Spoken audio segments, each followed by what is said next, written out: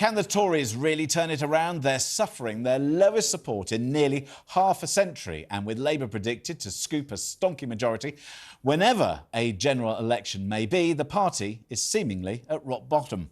Rishi Sunak is banking on the economy. The minimum wage went up by just over £1 today.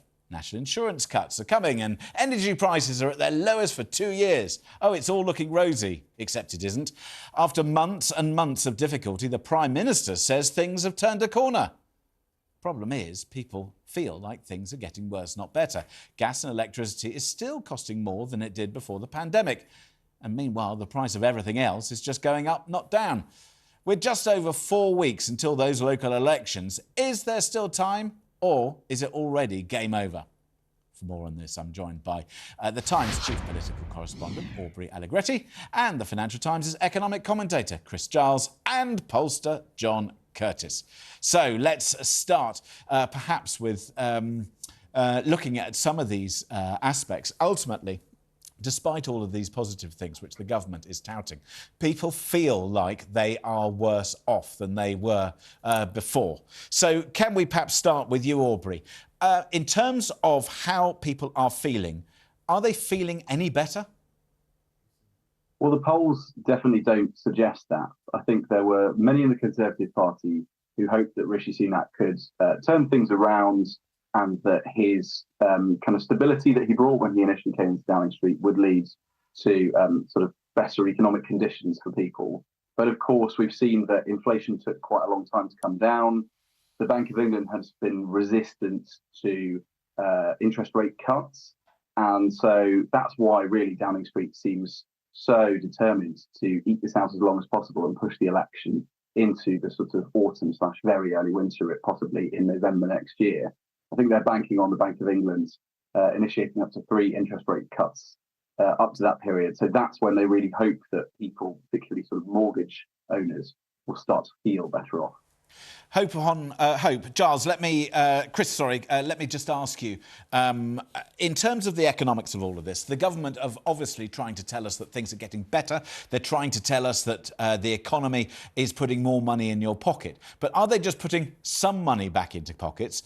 Yet, frankly, it's no wonder people are feeling worse. They've had huge amounts of money taken out because of mortgages, because of fiscal lag and drag, and all sorts of other aspects, which means they can't possibly feel any better off, can they? I think it depends when you take your moment of comparison from. So from now on, things are likely to get better, but we're starting at a very bad point where people are a lot worse off than they were at the time of the last election. So it is likely that, as Aubrey said, throughout this year, things will get a little bit better, although for lots of mortgage holders, they're still going to be paying much higher rates when they have refixes this year. They just won't be as bad as they would have been a year or so ago. So there's a lot of bad news, a lot of mixed news for people. Things on average are likely to get better this year, but I think there's been such a difficult 5 years or so for household finances that it's such a long way to come back and turn it around and then win. And then, John, if I may bring you into the conversation, John Curtice, arguably the nation's favourite, the best, well-known, who only knows pollster that we can have. Is there any chance that the Tories can turn this around either by a general election or perhaps more pertinently for the local elections on the 2nd of May? Oh, very difficult to see how you make a significant progress by what is now local elections just no more than 4 weeks away. And I think in part it now depends on what you mean by turnaround. I think as some publicity gave it last week, I did remark that there is probably only a 1% chance now that the Conservatives will form the next administration, though that still encompasses the possibility we might still end up in a hung parliament with a minority Labour administration, and that would certainly be a platform from which the Conservatives might potentially recover sooner rather than later. The problem at the moment, of course, however, is that they're a long way from even that. They are 19 points on average behind in the polls.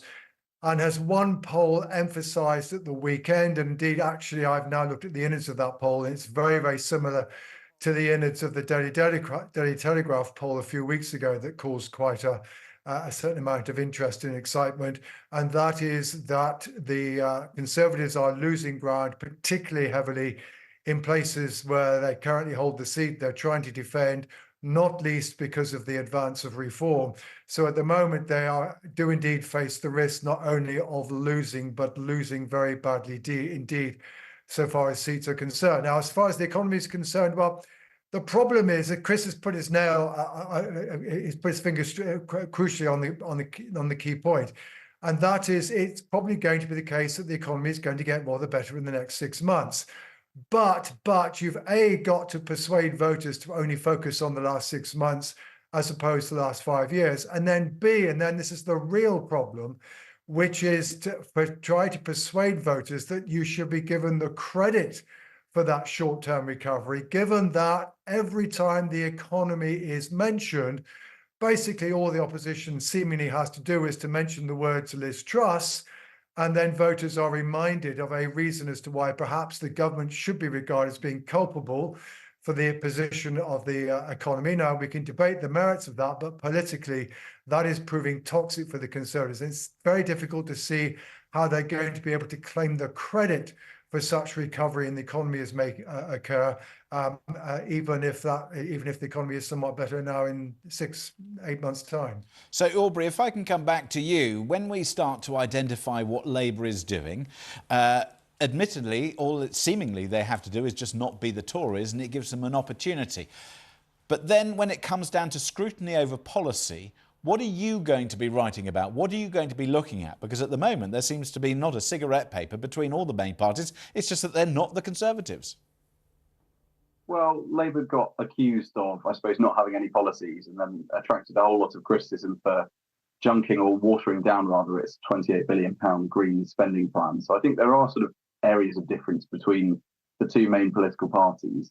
But seemingly what Labour has done, which is to be sort of quite aloof and to be able to try not to make very many mistakes, kind of come out with some big headline-grabbing policies on things like the windfall tax and scrapping the non-dom status.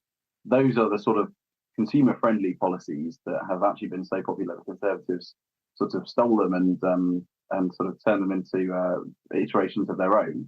But I suspect that Keir Starmer will not want to rock the boat too much, and he's sort of straddling quite a fine line here between wanting to show the public who might be nervous about voting for the Labour Party for the first time in a long time that he is somebody who is responsible, stable, in contrast to the past, well, it depends how many years you want to say of the Conservatives' chaos.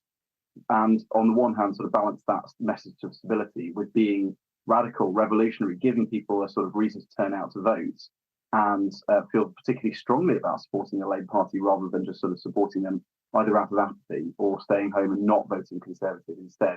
But so far, he seems to be navigating that tightrope relatively well without it sort of harming his electoral prospects when it comes to trying to get his Downing Street. Chris, if I may ask you, when it comes to putting more money in people's pockets, this week the government will be championing and going on about their national insurance changes, which perhaps are a tax change that they can or should be doing. It's just income tax, in my view, with another word or another name. But there are things that they could have done to put more money in people's pockets. If you were advising the government to put more money in people's pockets, what would you tell them to do? Well, it depends what they want to achieve. I think the public really would like to see more money go into public services at the moment because they feel that public services are really not working very well at all. Now, those can be very, very large sums to make a big difference, particularly over the short term. If you wanted to make a splash, which you know that the Labour Party wouldn't follow, then you might want to choose a totemic tax, which people don't like inheritance tax. Doesn't actually cost a lot of money. Most people don't pay it even when their relatives die, but it is something that might have some effect, particularly in the south of England, but then not where John was talking about, where the Conservatives are losing support in the north of England and in other more peripheral parts of the country from London.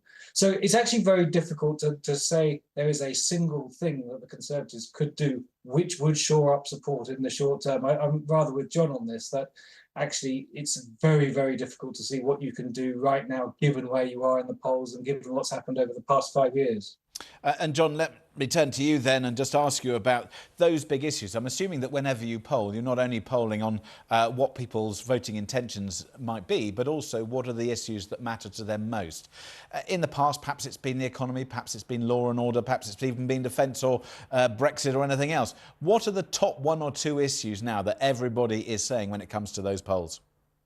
Well, to be honest, those are not the poll questions in which I am most interested. The poll questions in which I am most interested are the ones where people's evaluations are correlated with their willingness or otherwise to vote Conservative again. This is how you really find out what are the issues that are pushing people away from the Conservatives or not. The 2 issues that are pushing people away from the Conservatives are one, the economy. People who think the economy is doing badly are much less willing to vote Conservative again than those who take a different view. And the second, as Chris has already alluded to, it's the NHS. Those who think the NHS is getting a lot worse are much less willing to vote Conservative again. Attitudes towards whether or not taxes should be going up or not are not related to why the Conservatives are down. The Conservatives are not being blamed for the rise in taxation. The Conservatives also, by the way, are not necessarily suffering particularly from the fact that lots of people realise that immigration has gone up. The issues that are pushing people away are 1, the economy, and 2, the NHS. And that's what the government needs to focus on. It's been rather misreading its electoral situation by thinking that tax cuts and flights to Rwanda is the pathway out of the difficulty in which it currently finds itself. John Curtice, pollster, thank you very much indeed for joining us. And also to Chris Giles, economics commentator at the Financial Times, and to Aubrey Allegretti, chief political correspondent at the Times. Thank you all very much indeed for joining us.